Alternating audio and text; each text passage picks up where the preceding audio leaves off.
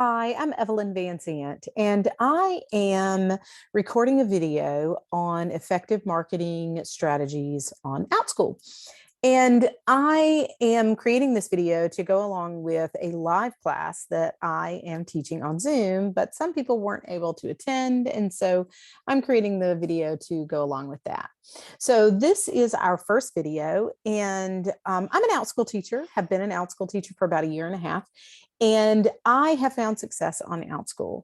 I teach language arts, and I am blessed with full classes and have been able to make a full-time living only on Outschool and primarily marketing my classes through Outschool. So I wanted to show you my 5 strategies for marketing my classes primarily on Outschool.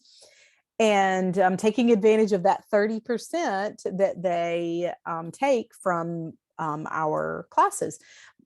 I don't begrudge them the 30%. So make sure I'm clear on that. I think it's totally worth it. I have access to their platform. I have access to all of the students internationally. And if I take advantage of all of the marketing opportunities that Outschool provides, then I totally feel it is worth it. So let me share my screen with you for a moment and pull up the 5 effective marketing strategies for Outschool. So here we have it. And we're going to cover the first of the 5 today, but let me just review what they all are. So the first one is effective teacher profile. That's what we're going to go over today. And the second one is effective class titles and descriptions. There's a particular way that those should be written.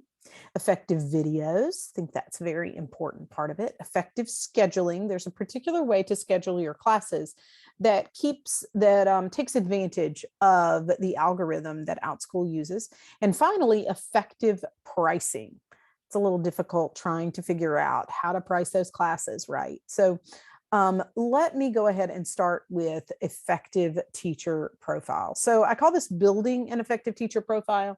And I'm going to ask you to go ahead and revisit your profiles after we have this class or after you watch this video and see if you can tweak them a little and improve them by including some of the information that I'm going to suggest and maybe even rewriting portions of your teacher profile. And if afterwards you would like me to look over your teacher profile for you, I would be happy to do that. Just message me through Facebook or send me an email if you have my email address and let me know. And I would be happy to look over your teacher profile and give you some encouraging feedback. So the first thing that I like to cover is avoiding overusing the word I. Overusing the word I is so tempting. And this is really the place that you would use the word I, right? You're marketing yourself. You're trying to introduce yourself to families with your teacher profile and with the wording that's written out in your teacher profile. But overusing the word I leads to repetitive writing, and that becomes a little boring to read. And we want our readers to stay engaged. We want them to be stick with us all the way to the end, right? We want them to find out everything about us so that helps them decide whether this is a teacher that they would like to have interacting with their student. And truly, I think that some parents may judge us a little bit on our own writing style. Do we write clearly? Are we clear written communicators? Because that is our primary method of communicating with parents, is through the written word. So try to avoid overusing the word I. I'm going to give you an example of this because it's so easy to use the word I, and we have to work a little harder to do that. And so I've kind of written a little example here. I have a degree in elementary education, and I have taught students in public, private, and homeschool. So I used I twice in this sentence, and I would suggest that you only use I once per sentence. And I would suggest that you limit I's to 3 per paragraph. So I'm really asking you to take it down a little bit and really try to rewrite your sentences. So I'm going to rewrite this one for you, see if you can hear the difference. Graduating college with a degree in elementary education has allowed me to teach students in public, private, and homeschool. It's just a little more interesting to read than the I version. So that's my suggestion to you on avoiding overusing the word I.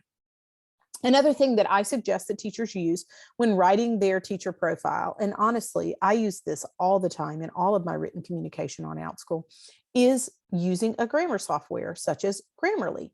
And Grammarly is an extension. I really don't know how to describe it except that you can download it to Chrome, you can download it to Safari, and it will run in the background and check all your grammar. I love it because I am kind of a grammar nerd, but still will make mistakes. So I use the grammar software. I use the basic version. I don't pay for it.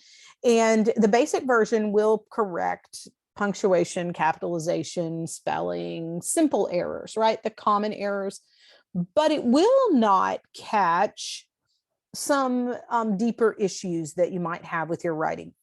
But it gives you a suggestion. It'll say you have 6 more errors. If you would like the paid version, they'll help you find those 6 more errors. But what I do is I take that as a clue to look a little more deeply and closely at my writing. And so I'll reread it and I'll try to catch those 6 errors and I'll watch the number note. Oh, I caught one. Okay. Yeah. I see that now. I've got 5 errors. Okay. Now I have 4 errors. So use that little red dot that tells you how many more errors you have to help you improve your writing on your own, because we're all capable. It just takes a little time. I suggest reading your profile out loud or having someone else read your profile for you to see if it makes sense. Again, I'm happy to read over teacher profiles after you have revised them, just to see if I can give you any encouragement or feedback on that. Third, I think it's really important that we all have our philosophy of education included in our teacher profile. And you may say, oh, Evelyn, I don't know if I have a philosophy of education. Everybody has a philosophy of education. We just have to identify it, right? So why is it that you teach on Outschool? Honestly, I know some of you are teaching here because you need money, and that's totally the root of it. But you can earn money a lot of different ways. So why is it that you choose to be a teacher? Why is it that you want to do this? And include that in your philosophy, in your teacher profile. I think that parents find that comforting and encouraging when a teacher has a philosophy of education included in their teacher profile. It kind of builds confidence in them too. Wow, they really are a teacher. They really thought about this. And I think that that's good to communicate. My philosophy of education is that I'm always learning. And we're all always learning, right? So in my class, it's not just a class of one teacher and lots of learners. It's lots of teachers and lots of learners working together to really improve ourselves. And I learn from my students and they learn from me. And that's the way I run my classes. And I think that's an important communication to have in my teacher profile.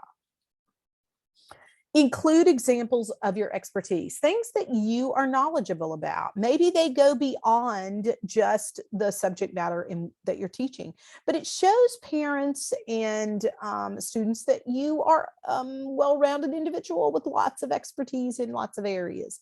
And then later you could actually fall back on some of those perhaps to create new classes. But I think it's important. I mean, maybe you're a farmer or you live on a farm, and so you have some expertise with animals, or maybe you have some expertise in the food service industry. Maybe you've worked as a waiter or a waitress. Include some of those little bits of information that maybe you can build off of later, or just that show everyone that you're just really a well-rounded individual. And that's always good to communicate. List your degrees, not your age. This is really important to me. I feel like age discrimination is a thing, and not just for people with silver hair. It can be people without wrinkles can get age discrimination as well. And I think it's important that we realize that people of all ages can be educators. And that's one of the beautiful things about Outschool, is that they allow people from all walks of life and all ages to teach on Outschool. And by promoting your degrees and not your age, you can avoid some of that age discrimination that can happen. And also choose your words wisely when you're communicating your years of experience. right? Instead of saying maybe how many years of experience you've had, maybe you just say, I've had a lot of years of experience, or I've had years of experience doing different types of teaching. If you're comfortable saying your age, or if you're comfortable sharing your years of experience, I'm comfortable with you doing that as well. Just know that it could have some, some adverse effect on how you're perceived as a teacher. So those are my tips on building an effective teacher profile. Next time we're together, we'll talk more about effective class titles and descriptions and how we can use those to more effectively market our classes on Outschool. Thanks for stopping by, and I hope that you enjoyed the video. Remember, like I said earlier, if you would like me to look over your teacher profiles after you've had a chance to rewrite those or review those, let me know. I would be happy to do that. It is fun for me to see Outschool filling up with such wonderful teachers, and I would love to see everyone have success on Outschool. Thanks so much for stopping by.